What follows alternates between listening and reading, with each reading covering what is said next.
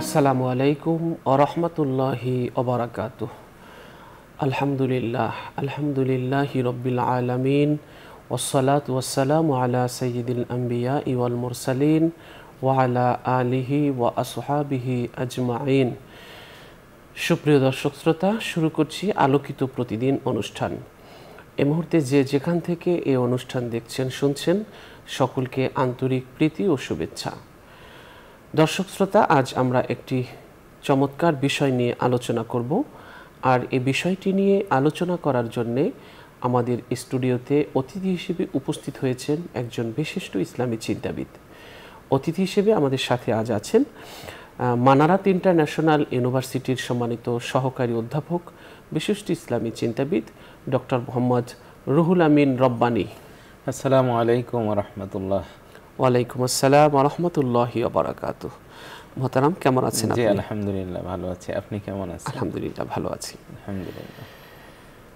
দর্শক, আমরা আজ যে বিষয়টি নিয়ে আলোচনা করব সেটি হচ্ছে যাযাবর জীবন সম্পর্কে ইসলাম যা বলে। এই বিষয়টি নিয়ে আসলে যাযাবর জীবন এটির একটি স্পষ্ট ধারণা আমাদের থাকা দরকার। ইসলাম মানুষকে সভ্য ও সামাজিক হওয়ার নির্দেশ দেয়। জনবিচ্ছিন্ন ছন্নছাড়া জীবন নিরুৎসাহিত করে ইসলাম। কেননা এই জীবন যেমন সংগ্রামী তেমন মানব প্রকৃতির প্রতিকূল। আর যাযাবর এমন লোকদেরকে বলে যাদের সুনির্দিষ্ট কোনো বাসস্থান থাকে না, সারা জীবন জীবিকার তাগিদে তারা ভ্রমণ করতে থাকে। তো আমরা আজকের এই যাযাবর জীবন সম্পর্কে ইসলাম কি বলে এ ব্যাপারে আপনাদের সামনে আমরা কোরআন হাদিসের নির্যাস তুলে ধরার চেষ্টা করব। আব্দুল্লাহ বিন আব্বাস রাদিয়াল্লাহু তাআলা আনহু থেকে বর্ণিত, রাসূল সাল্লাল্লাহু আলাইহি ওয়াসাল্লাম বলেন, যে ব্যক্তি মরুভূমিতে বাস করে সে কঠিন হয়ে যায়, আর যে ব্যক্তি শিকারের পেছনে লেগে থাকে সে অন্য সব কিছু ভুলে যায়, আর যে ব্যক্তি বাদশাহর সংস্রবে থাকে সে দিনীভাবে ফিতনায় পতিত হয়। সুনানু নাসাই শরীফের 4309 নম্বর হাদিস। আদাবুল মুফরাদের 580 নং হাদিসে রাসূল সাল্লাল্লাহু আলাইহি ওয়াসাল্লাম বলেন, কবিরা গুনাহ 7টি, যার একটি হলো হিজরতের পর যাযাবর জীবন গ্রহণ করা। কোরআনুল কারিমে আল্লাহ রাব্বুল আলামিন বলেছেন, কুফরি ও কপটতায় মরুবাসীরা কঠোরতর, এবং আল্লাহ ও তার রসুলের প্রতি যা অবতীর্ণ করেছেন তার সীমারেখা সম্পর্কে অজ্ঞ থাকার যোগ্যতা এদের বেশি। আল্লাহ সর্বজ্ঞ প্রজ্ঞাময়। তো আমরা আজকের এই যে যাযাবর জীবন, এই জীবনের যে কুফল রয়েছে এবং ইসলাম এ সম্পর্কে যে স্পষ্ট ধারণা দিয়েছে সে বিষয়ে আমরা আলোচনা করব। সূরা হুজরাতের 14 নং আয়াতে আল্লাহ তাআলা বলেছেন, বেদুইনরা বলে আমরা ঈমান আনলাম। বলো, তোমরা ঈমান আনোনি, বরং তোমরা বলো আমরা আত্মসমর্পণ করেছি, কেননা ঈমান এখনও তোমাদের অন্তরে প্রবেশ করেনি। যাযাবর জীবনের বাস্তবতা থেকে দূরে থাকে যারা যাযাবর জীবন যাপন করে ফলে তারা জীবন এবং দ্বীনের ব্যাপারে সঠিক সিদ্ধান্ত নিতে পারে না। রাসূল সাল্লাল্লাহু আলাইহি ওয়াসাল্লাম বলেন, যে ব্যক্তি মরুভূমিতে বাস করে সে কঠিন হয়ে যায়, আর যে ব্যক্তি শিকারের পেছনে লেগে থাকে সে অন্য সব কিছু ভুলে যায়। সুনানুন নাসাই শরীফ।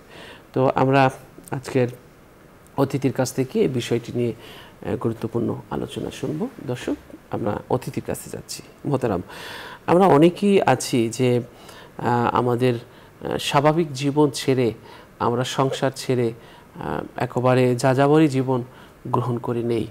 আসলে এই জীবনের ভবিষ্যৎ কি, শেষ পরিণতিটা কি, এবং কোরআন এই সম্পর্কে কি বলেছে? জাযাকুমুল্লাহ খায়র। আলহামদুলিল্লাহ ওয়াসসালাতু ওয়াসসালামু আলা রাসূলিল্লাহ ওয়া আলা আলিহি ওয়া সাহবিহি আজমাইন।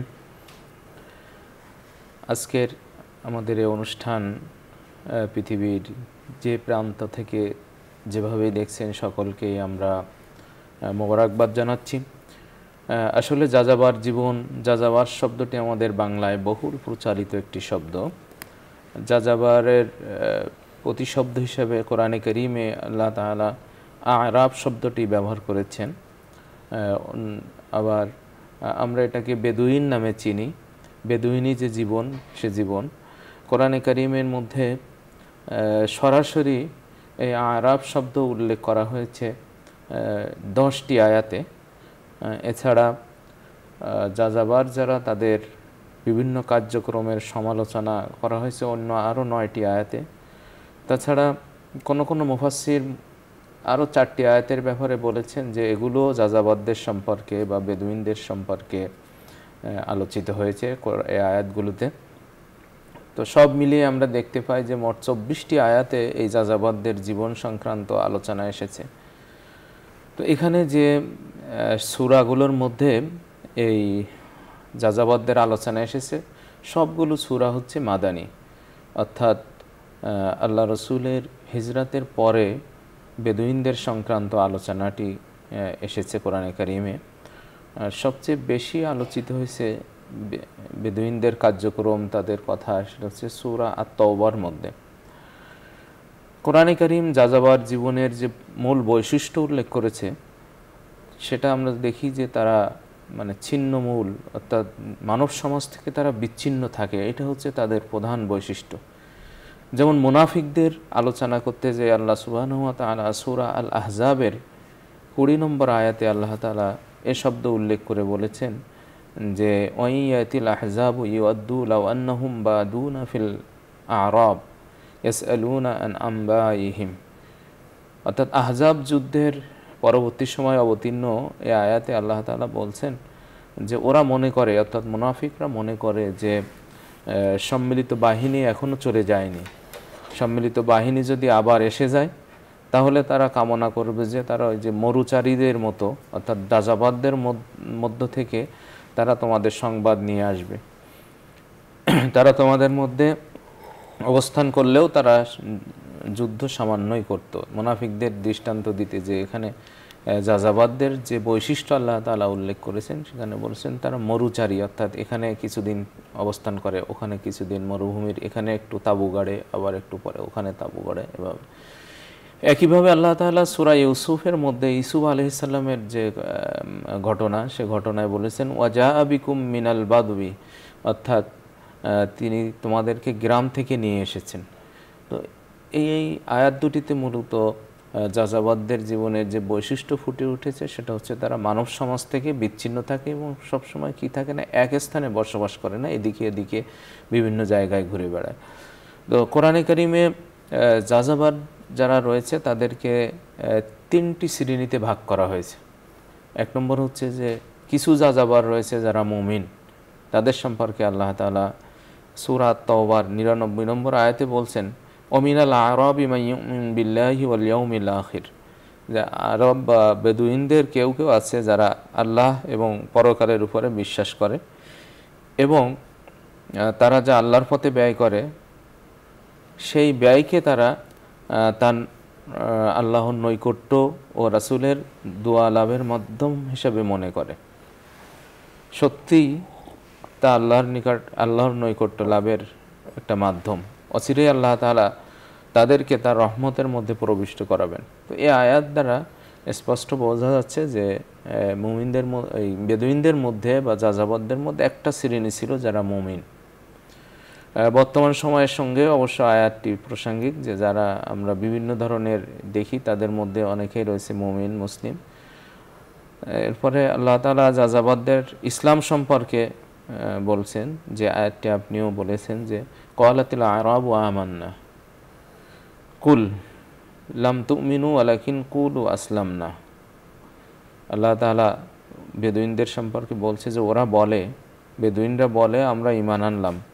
আপনি বলে দিন তোমরা ঈমান আনোনি, বরং তোমরা বলো আমরা আত্মসমর্পণ করলাম। এই আয়াত দ্বারা তাদের ইসলামের কথাও বলা হয়েছে যে তারা মুসলিম। অন্য আয়াতে তারা মুমিন হওয়া সত্ত্বেও জিহাদে অংশগ্রহণ না করার কারণে তারা যে ওজর আপত্তি পেশ করেছিল সে সম্পর্কে আল্লাহ তাআলা ঘোষণা দিয়ে বলছেন যে ওয়াজাআল মুআযযিরুনা মিনাল আরাব লিইউজানা লাহুম, যে বেদুইনদের মধ্যে ওজর আপত্তি পেশকারীরা এসে অব্যাহতির জন্য আবেদন জানালো। যারা নিজেদের ঈমান থাকার ব্যাপারে আল্লাহ তার রাসূলের নিকট মিথ্যা বলেছিল তারাও পিছনে রয়ে গেল। তাদের মধ্যে থেকে যারা বলেছিল আমরা ঈমান এনেছি অথচ ঈমান আনে নাই, তারাও পিছনে রয়ে গেল, আবার যাদের ছিল তারাও পিছনে রয়ে গেল। তাদের মধ্যে যারা কুফরি করেছে শীঘ্রই এক ভয়ঙ্কর আযাব তাদেরকে পাকড়াও করবে। এটা সূরা আত-তাওবার 90 নম্বর আয়াত। তাদের তওবা যে আল্লাহ তাআলা গ্রহণ করবেন, তাদের তওবা যে আল্লাহ কবুল করবেন, সে সম্পর্কেও একটা ঘোষণা এসেছে যে ওয়া আখারুনা ইতারাফু বিজুনুবিহিম খালাতু আমালান সালিহান, যে আর কতক লোক এমন রয়েছে যারা তাদের অপরাধ স্বীকার করেছে, তারা একটি সৎ কাজের সাথে আরেকটি মন্দ কাজকে মিশ্রিত করে ফেলেছে। আশা করা যায় আল্লাহ তাদের তওবা কবুল করবেন। এটা সূরা আত-তাওবার 102 নম্বর আয়াত। এই আয়াতগুলো থেকে স্পষ্টভাবে বোঝা যাচ্ছে যে বেদুইনদের বা যাযাবারদের একটা গ্রুপ ছিল যারা মুমিন ছিল। যাযাবারদের আরেকটি গ্রুপ ছিল যারা হচ্ছে মুনাফিক। আল্লাহ তাআলা এদের সম্পর্কে সূরা আত-তাওবার 101 নম্বর আয়াতে বলছেন, ওমিম্মান হাওলাকুম মিনাল আরাবি মুনাফিকুনা ওয়া মিন আহলিল মাদিনা, তোমাদের চতুষ্পার্শ্বে কতক বেদুইন তারা হলো মুনাফিক, আর মদিনাবাসীদের মধ্যেও কেউ কেউ রয়েছে যারা মুনাফিকিতে একেবারে অনড়, তারা সবসময় মুনাফিকের উপরেই রয়েছে। তুমি তাদেরকে চেনো না, আমি তাদেরকে চিনি। আল্লাহ রসুলকে আল্লাহ বলছেন যে আপনি তাদেরকে চিনেন না, কিন্তু আমি চিনি, আমি তাদেরকে দ্বিগুণ শাস্তি দিব, অতঃপর তাদেরকে মহাশাস্তির দিকে ফিরিয়ে আনা হবে। এই আয়াত থেকে স্পষ্টভাবে বোঝা যাচ্ছে যে মুনাফিকদের এই যাযাবার বা আরব বেদুইনদের একটি গ্রুপ ছিল যারা ছিল মুনাফিক। 3 নম্বরে তাদেরকে আরেকটি গ্রুপ বানানো হয়, গ্রুপে অন্তর্ভুক্ত করা হয়েছে, সেটা হচ্ছে কাফের। সূরা আত-তাওবার 97 নম্বর আয়াতে আল্লাহ তাআলা বলছেন, আল আরাবু আশাদ্দু কুফরা ওয়া নিফাকান ওয়া আজদারু আল্লাহ ইয়ালামু হুদুদান মা আনজালাল্লাহু আলা রাসূলিহি, বেদুইনরা কুফর ও কপটতায় কঠিনতর এবং আল্লাহ তার রাসূলের উপরে যা নাজিল করেছেন তার সীমারেখা না জানার জন্য তারাই অধিকতর যোগ্য না জানার ক্ষেত্রে। আল্লাহ তাআলা সর্বজ্ঞানী প্রজ্ঞাময়। তো এই আয়াতে আল্লাহ তাআলা বেদুইনদেরকে যে ক্যাটাগরিতে নিয়ে গেছেন সে সম্পর্কে বলছে যে অধিকতর, খুবই কঠিন, আসাদ্দু কুফরান, তারা কুফরিতে খুব সিদ্ধহস্ত। আল্লাহ তাআলা এই যে আয়াতগুলো সহ যে 24টি আয়াত কোরআনে কারীমের মধ্যে এসেছে এই বেদুইনদের সম্পর্কে, সেখানে তাদের কিছু চারিত্রিক বৈশিষ্ট্যের কথা উল্লেখ করেছেন যে তারা কেমন, যাযাবারদের চরিত্রটা কেমন হয়ে থাকে। সেই চরিত্রকে আমরা আবার 2 ভাগে ভাগ করতে পারি। কিছু চরিত্র রয়েছে যেগুলো নিন্দনীয় বা সমালোচিত, যেমন 1 নম্বরে রয়েছে যে তাদের 1 নম্বরে বলা যেতে পারে যে অভদ্রতা বা অসামাজিকতা। তাদের যে সামাজিক জ্ঞান, সামাজিক আচরণ, এগুলো তাদের ভিতরে যথেষ্ট ঘাটতি রয়েছে। আমরা সূরা আল হুজুরাতের 4th আয়াতে দেখি যে ইন্নাল্লাযীনা ইনাদুনাকা মিন ওয়ারাইল হুজুরাত আকসারুহুম লা ইয়াকিলুন, অর্থাৎ বেদুইনরা অনেক সময় এসে আল্লাহ রসুলের হুজরার থেকে পিছন দিক থেকে আল্লাহ রসুলের নাম ধরে ধরে ডাকতেন। আল্লাহ তাআলা তাদের এই কর্মকাণ্ডকে সমালোচনা করে আল্লাহ বলছেন যে নিশ্চয় যারা তোমাকে হুজরা সমূহের পিছন দিক থেকে ডাকাডাকি করে তাদের অধিকাংশই বুঝে না। অর্থাৎ আল্লাহ রসুলের ডাকার যে ম্যানার বা আল্লাহ রসুলের ডাকার যে পদ্ধতি, কিভাবে ডাকতে হবে, হুজরার পিছন থেকে কেন, হুজরার সামনে এসে তাকে আহ্বান করতে হবে সুন্দরভাবে, সেই যে ভদ্রতা বা সেই যে সামাজিকতা তাদের জানা ছিল না। দ্বিতীয়ত তাদের যে বৈশিষ্ট্য সেটা হচ্ছে অস্থিরতা। তারা কোনো সময় স্থিরভাবে কোনো কাজ করতে পারে না, তাদের ধৈর্যের ঘাটতি থাকে, অস্থির থাকে তারা। আল্লাহ এ সম্পর্কে বলছেন যে ওয়ালাউ আন্নাহুম সাবারু হাত্তা তাখরুজা ইলাইহিম লাকানা খায়রাল লাহুম, তুমি তাদের কাছে বের হয়ে আসা পর্যন্ত যদি তারা ধৈর্য ধারণ করত তাহলে এটা তাদের জন্য উত্তম হতো। অর্থাৎ তাদের অস্থিরতাটা এত বেশি যে তুমি বের হয়ে আসা পর্যন্ত তারা ধৈর্য ধারণ করতে পারছে না। তাদের জ্ঞানের যে ঘাটতি সেটাও আল্লাহ তাআলা সমালোচনা করেছেন। সূরা আত-তাওবার যে 97 নম্বর আয়াত, সেখানে আল্লাহ তাআলা বলেছেন যে ওয়া আজদারু আল্লাহ ইয়ালামু হুদুদা মা আনজালাল্লাহু আলা রাসূলিহি, আল্লাহ তার রাসূলের উপরে যে বিধানগুলো দিয়েছেন এই বিধানের সীমারেখা না জানার ক্ষেত্রে তারা একটা উদাহরণ, তারা একটা দৃষ্টান্ত হয়ে গেছে। তার মানে তাদের জ্ঞানের ঘাটতিটা আল্লাহ তাআলা এখানে সমালোচনা করেছেন। তাদের অনুধাবন শক্তির ঘাটতিও রয়েছে, জ্ঞানের ঘাটতি তো রয়েছে, কাছাকাছি তাদের অনুধাবন করা, যে একটা বোঝার যে চেষ্টা করা, সেইটাও নাই। মানে আমরা যেমন অনেককে বলি যে সে যে বুঝে না এবং বোঝার চেষ্টাও করে না, তো ওই যাযাবরদের বোঝার চেষ্টা করা ঘাটতিকে আল্লাহ তাআলা উল্লেখ করেছেন সূরা আল ফাতহের 15 নম্বর আয়াত, যে সায়াকুলুল মুখাল্লাফুনা ইযান তালাক্তুম ইলা মাগানিমে। এই আয়াতের মধ্যে সর্বশেষে এসে আল্লাহ তাআলা বলছেন যে লা ইয়াফকাহুনা ইল্লা কালিলা, যে তাদের খুব কম লোকই বুঝে। এই আয়াত দ্বারা স্পষ্টভাবে আল্লাহ তাআলা ইঙ্গিত দিয়েছেন যে তাদের বুঝশক্তির ঘাটতি রয়েছে এবং তারা বোঝার মতো আগ্রহ পেশ করেন। এরপরে তাদের আরেকটি বৈশিষ্ট্য আল্লাহ তাআলা উল্লেখ করেছেন যে তারা মিথ্যা অজুহাত পেশ করত। সেটা সূরা আল ফাতহের 11 নম্বর আয়াতে আল্লাহ তাআলা বলছেন সায়াকুলু লাকাল মুখাল্লাফুনা মিনাল আরাব শাগালাতনা আমওয়ালুনা ওয়া আহলুনা ফাস্তাগফির লানা। পিছনে পড়ে থাকে, অর্থাৎ জিহাদে অংশগ্রহণ না করে পিছনে পালিয়েছিল যেসব বেদুইনরা, তারা তোমাদেরকে অচিরেই বলবে আমাদের ধন সম্পদ ও পরিবার পরিজন আমাদেরকে ব্যস্ত রেখেছিল, অতএব আমাদের জন্য আপনি ক্ষমা প্রার্থনা করুন। তারা মুখে তা বলে যা তাদের অন্তরে নেই, অর্থাৎ তাদের মুখের কথা এক আর অন্তরে, অর্থাৎ মিথ্যা কথা বলে। আপনি বলে দিন, আল্লাহ যদি তোমাদের কোনো ক্ষতি করতে চান কিংবা কোনো উপকার করতে চান, তবে কে আল্লাহর মোকাবেলায় তোমাদের জন্য কোনো কিছুর মালিক হবে? সুতরাং এই আয়াত থেকে আল্লাহ তাআলা ইঙ্গিত দিয়েছেন যে যাযাবররা বা বেদুইনরা তারা মিথ্যা অজুহাত পেশ করত সত্যের সামনে। আরেকটি তাদের বৈশিষ্ট্য, তারা কুধারণা করত আল্লাহ এবং তার রাসূল সম্পর্কে, তারা কুধারণা করত। সূরা আল ফাতহের 12 নম্বর আয়াত, এখানে আল্লাহ তাআলা বলছেন ওয়াজানান্তুম জান্নাসুই, অর্থাৎ তোমরা আরব বা বেদুইনদের উদ্দেশ্যে আল্লাহ আয়াত বলছেন যে তোমরা আল্লাহ সম্পর্কে খারাপ ধারণা করেছিলে, তার রাসূল সম্পর্কে মন্দ ধারণা করেছিলে। এই আয়াত থেকে বোঝা যায় তাদের বৈশিষ্ট্যটা এমন ছিল। আরেকটি বৈশিষ্ট্য তাদের বলা যায়, তারা কোনো ভালো কাজ করলেও নিজ ইচ্ছাই করতো না, মানে না করলে কোনো সমস্যা হবে, মানে অবজ্ঞা সহকারে করত কাজটি। এটি সূরা আত-তাওবার 98 নম্বর আয়াত, ওমিনাল আরাবি মা ইয়াত্তাখিযু মা ইনফিকু মাগরামান ওয়া ইয়াতারাব্বাসু বিকুমুদ দাওয়াইরা আলাইহিম দায়রাতুস সাও। আর বেদুইনদের কেউ কেউ যা ব্যয় করে, অর্থাৎ আল্লাহর পথে তারা যা ব্যয় করে তা জরিমানা গণ্য করে, মনে করে এটা আমি জরিমানা হিসাবে দিচ্ছি, ট্যাক্স হিসাবে দিচ্ছি। কিন্তু তার মানে এই দানের কাজটি, আল্লাহর পথে ব্যয়ের কাজটি তারা করলো ঠিকই, কিন্তু এইটা অবজ্ঞা সহকারে করলো এবং যথাযথভাবে এটা আদায় করলো না।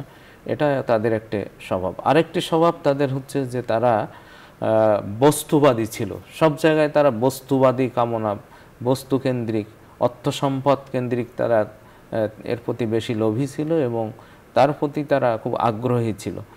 আল্লাহ তাআলা সূরা আল ফাতহের 15 নম্বর আয়াতে বলছেন তোমরা যখন যুদ্ধলব্ধ সম্পদ সংগ্রহে উদ্যোগী হবে, তখন পিছনে যারা পড়েছিল অচিরেই তারা বলবে আমাদেরকে তোমাদের অনুসরণ করতে দাও। তারা আল্লাহর বাণী পরিবর্তন করতে চায়, অর্থাৎ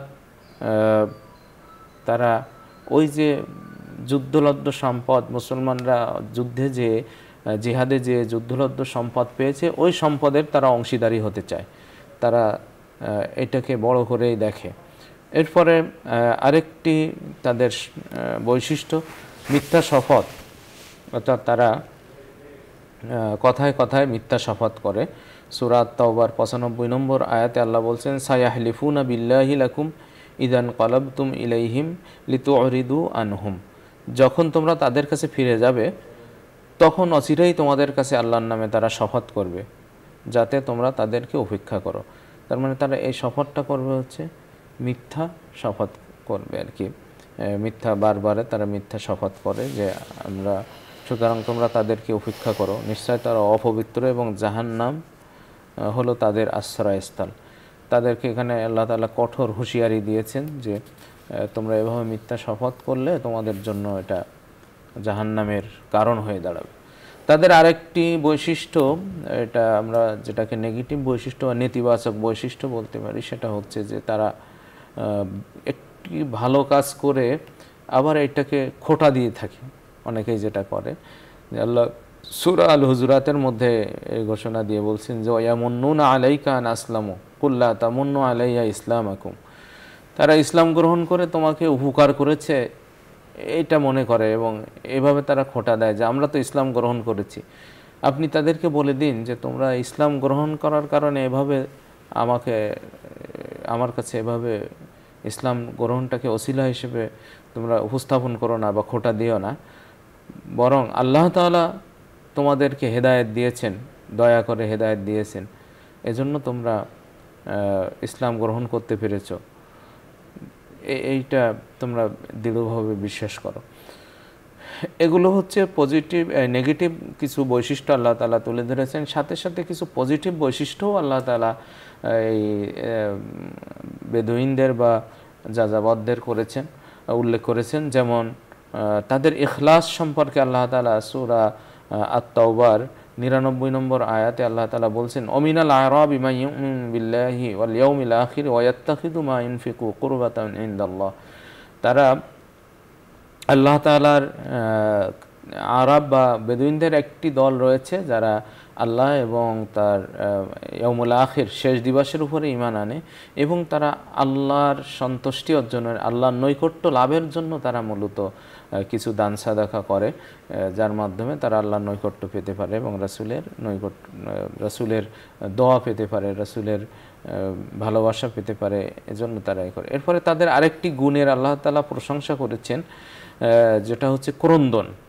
সূরা আত-তাওবার 92 নম্বর আয়াতে আল্লাহ তাআলা বলছেন যে তাদের উপরে কোনো দোষ নেই যারা তোমার কাছে আসে যাতে তুমি তাদের বাহন জোগাতে পারো। তুমি বললে আমি তোমাদেরকে বাহন করানোর জন্য কিছু পাচ্ছি না, তখন তারা ফিরে গেল তাদের চোখ অশ্রুতে ভেসে যাওয়া অবস্থায়, এ দুঃখে যে তারা পাচ্ছে না এমন কিছু যা তারা ব্যয় করবে, অর্থাৎ তারা আল্লাহর রাস্তায় ব্যয় করবে এমন কিছু তারা পাচ্ছে না, এই চিন্তা করে তারা কেঁদে ফেলে। তাদের এই ক্রন্দনকে আল্লাহ তাআলা প্রশংসা করেছেন, ভালো গুণ হিসেবে উল্লেখ করেছেন। আরেকটি তাদের ভালো গুণ ছিল, তাদের কারো কারো মধ্যে দিন শেখার একটা প্রচণ্ড আগ্রহ ছিল, প্রচণ্ড একটা জ্ঞান পিপাসা ছিল তাদের কারো কারো মধ্যে, তারা এর মাধ্যমে জ্ঞান অর্জন করতে চেয়েছিল। আল্লাহ তাআলা এ সম্পর্কে কোরআনে কারীমের মধ্যে বলছেন যে এটা সূরা তাওবার 119-20 নম্বর আয়াত, মা কানা লি আহলিল মাদিনাতি ওয়া মান হাওলাহু মিনাল আরাব আন ইয়াতাখাল্লাফু আন রাসূলিল্লাহি ওয়া লা ইয়ারগাবু বিআনফুসিহিম আন নাফসিহি। এই আয়াতে আল্লাহ তাআলা, এই আয়াত এবং তার পরবর্তী 2 আয়াতে আল্লাহ সুবহানাহু ওয়া তাআলা তাদের দিন শেখার যে আগ্রহ সে সম্পর্কে ব্যক্ত করেছেন, তাদের ইচ্ছাটাকে, এবং সেটার প্রশংসা করেছেন আল্লাহ তাআলা। এগুলো হচ্ছে যাযাবার যারা ছিল, তৎকালীন বেদুইন যারা ছিল, তাদের বৈশিষ্ট্য, কিছু ভালো বৈশিষ্ট্য, কিছু খারাপ বৈশিষ্ট্য। আমরা যদি আমাদের সমাজের দিকেও তাকাই তাহলে দেখব যে একইভাবে এই বৈশিষ্ট্যগুলো বর্তমান সময়ে যারা যাযাবারি জীবন যাপন করতে অভ্যস্ত বা যারা চায় তাদের মধ্যে এই বৈশিষ্ট্যগুলো রয়ে গেছে। কিন্তু ইসলাম যাযাবারি জীবন যাপনকে নিন্দনীয় হিসেবে দেখেছে। তারা কখনো ইসলাম কখনো যাযাবারি জীবনকে পছন্দ করে না, কারণ ইসলাম চায় যে মানুষ একটি সমাজবদ্ধ থেকে, সবাই জামাতবদ্ধ থেকে তারা একত্রে আল্লাহর দ্বীনকে পালন করবে, একত্রে তারা ইবাদতের শামিল হবে এবং একজন মুমিন আরেকজন মুমিনের সাথে সুসম্পর্ক মাধ্যমে, ভ্রাতৃত্বর মাধ্যমে তারা পারস্পরিক সহমর্মিতা, সহযোগিতার হাত বাড়িয়ে দিবে। সুতরাং মানব সমাজ থেকে পালিয়ে বেড়ানো বা দূরে থাকা, এটি ইসলাম কখনো সমর্থন করে না। আব্দুল্লাহ ইবনে আব্বাস রাদিয়াল্লাহু তাআলা আনহু থেকে বর্ণিত হাদিস আমরা একটু আগেও শুনেছি। আল্লাহর রাসূল বলেছেন, মান সাকানাল বাদিয়াতি জাফফান ওমান ইত্তাবা আস-সাইদা গাফালা ওমান আতা আবওয়াবা সালাতিন সালাতিন উফতিতানা, যে ব্যক্তি মরুভূমিতে বাস করে সে কঠিন হয়ে যায়, অর্থাৎ তার অন্তরটা কঠিন হয়ে যায়। আর যে ব্যক্তি শিকারের পিছনে লেগে থাকে সে সব কিছু ভুলে যায়। আর যে ব্যক্তি বাদশার সংস্রবে থাকে সে ফিতনায় পতিত হয়। এই হাদিসটি বিভিন্ন হাদিসের কিতাবে এসেছে।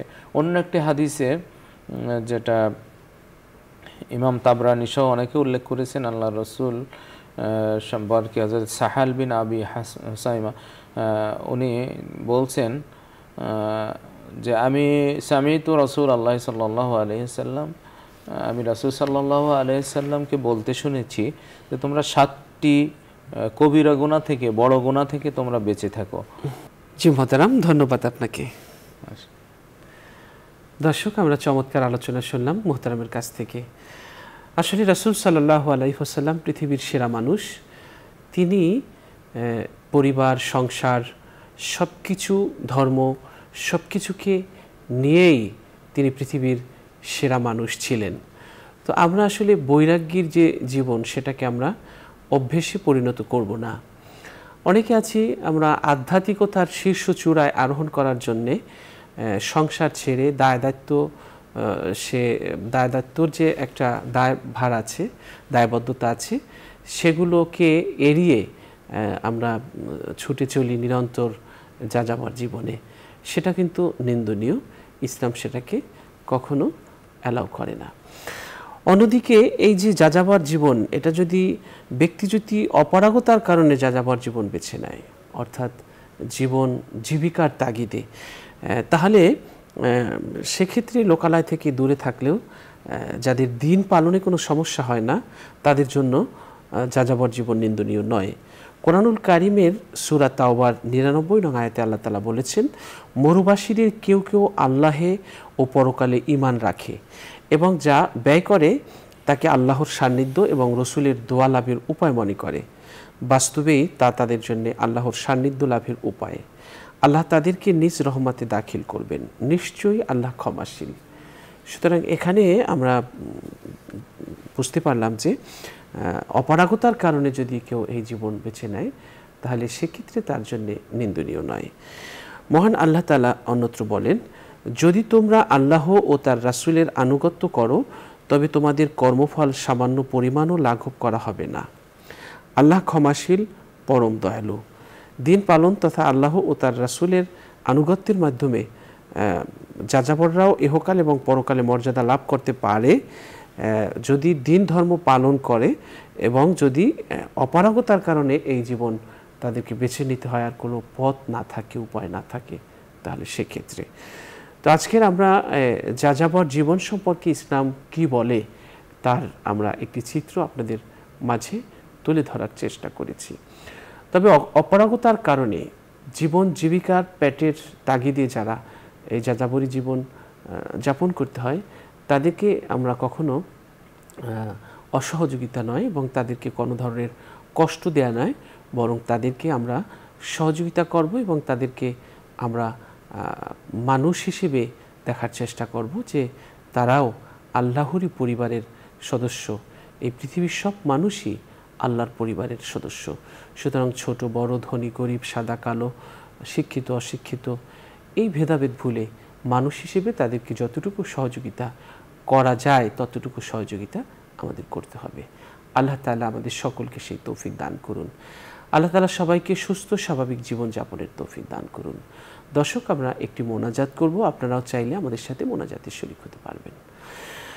আল্লাহুম্মা সাল্লি আলা মুহাম্মদ ওয়া আলা আলি মুহাম্মদ কামা সাল্লাইতা আলা ইব্রাহিম ওয়া আলা আলি ইব্রাহিম ইন্নাকা হামিদুম মাজিদ। আল্লাহুম্মা বারিক আলা মুহাম্মদ ওয়া আলা আলি মুহাম্মদ কামা বারাকতা আলা ইব্রাহিম ওয়া আলা আলি ইব্রাহিম ইন্নাকা হামিদুম মাজিদ। আলহামদুলিল্লাহি রাব্বিল আলামিন والصلاة والسلام على سيد الأنبياء والمرسلين وعلى آله وأصحابه أجمعين। رب العالمين আমরা গুনার বোঝা নিয়ে আপনার শাহী দরবারে হাত পেতেছি গো আল্লাহ। জেনে গুনাহ করেছি, না জেনে গুনাহ করেছি, শয়তানের ধোকায় পড়ে করেছি, নফসের তাড়নায় পড়ে করেছি।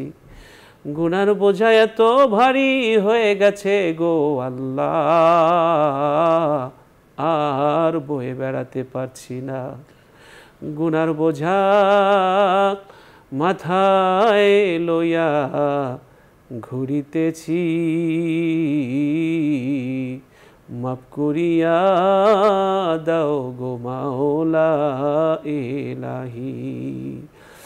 রব্বুল আলামিন, তোমার ক্ষমার কলম দিয়ে গুনাহগুলোর উপরে তুমি দাগ বসিয়ে দাও। তোমার রহমতের পানি দিয়ে গুনাহগুলো ধুয়ে পরিষ্কার করে দাও। রব্বুল আলামিন, জীবনের সমস্ত কালিমা তুমি মুছে দাও, অপরাধ তুমি ক্ষমা করে দাও। তোমার দরজার সামনে নত হয়ে আছে মোদের মাথা, তোমার দরজার সামনে ভিখারির মতো, কাঙ্গালের মতো, অভাবীর মতো, গুনাহগার পাপীর মতো হাত পেতে দাঁড়িয়ে আছি গো আল্লাহ।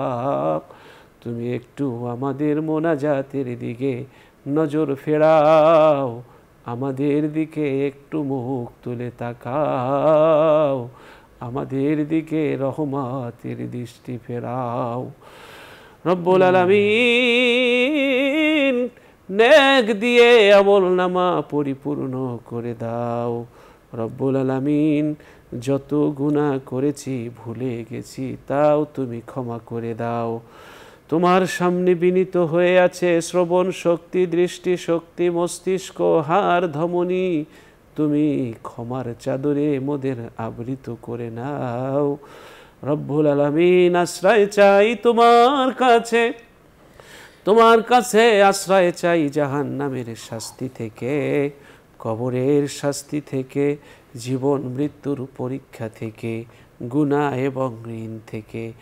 মালিক, তুমি আমাদেরকে ওপারে আরামদায়ক জীবন নসিব করে দিও। রব্বুল আলামিন, তোমার কাছে যত বড় গুনাহ হোক না কেন ক্ষমা করা মামুলি ব্যাপার। তাই তোমার কাছে মিনতি ফরিয়াদ, আল্লাহ তুমি মোদের জীবনের সমস্ত গুনাহগুলো মাফ করে দাও। এই পৃথিবীর মায়া ছেড়ে চলে যেতে হবে একদিন অন্ধকার কবরে। দিনের বেলা যেখানে গেলে ভয় লাগে, অন্ধকার রাতে, অমাবস্যার রাতে ওই কবরে কেমন করে থাকবো আল্লাহ। ওই কবর মোদের জন্য জান্নাতের বাগান বানায়া দাও আল্লাহ। বাংলাদেশে যে যেখানে অসুবিধায় আছে, ঝড়, বন্যা, বৃষ্টি, ঘূর্ণিঝড়, বন্যা, প্লাবনে, তাদের সবাইকে তোমার হাতে সোপর্দ করলাম। তুমি রহমতের চাদর দিয়ে তাদের আবৃত করে দাও। তাদেরকে আল্লাহ অভাব দূর করে দাও, সীমাবদ্ধতা দূর করে দাও। তাদেরকে সুস্থ স্বাভাবিকভাবে আবার বাঁচার তৌফিক দাও আল্লাহ। তাদের অভাব দূর করে দাও। যত মানুষ অন্ধকার কবরে পড়ে আছে সবাইকে মাফ করে দাও। রব্বুল আলামিন, সবাইকে তুমি সুস্থ করে দাও। পেরেশানির মধ্যে আছে যারা, পেরেশানি দূর করে দাও। রিজিকের অভাব যাদের আছে, রিজিকের অভাব তুমি দূর করে দাও। যারা পেরেশানির মধ্যে আছে, পেরেশানি দূর করে দাও। সব সীমাবদ্ধতার চড়াই উতরাই পেরিয়ে সামনে চলার তৌফিক দাও আল্লাহ। অনুষ্ঠানের পৃষ্ঠপোষক বসুন্ধরা গ্রুপের চেয়ারম্যান, এমডি চেয়ারম্যান সহ সকল কর্মকর্তাদেরকে তুমি মাফ করে দাও আল্লাহ। সবাইকে সুস্থ রাখো, ভালো রাখো, নিরাপদে রাখো আল্লাহ। সবাইকে তুমি হেফাজতে রাখো। বসুন্ধরা গ্রুপের সবগুলো প্রতিষ্ঠানকে তুমি কবুল আর মঞ্জুর করে নাও আল্লাহ। তুমি আল্লাহ তারাক্কি দান করো, উন্নতি দান করো। দেশের জন্যে, দশের জন্যে, ধর্মের জন্যে আরো বেশি বেশি কাজ করতে পারে সেই তৌফিক তুমি নসিব করে দাও।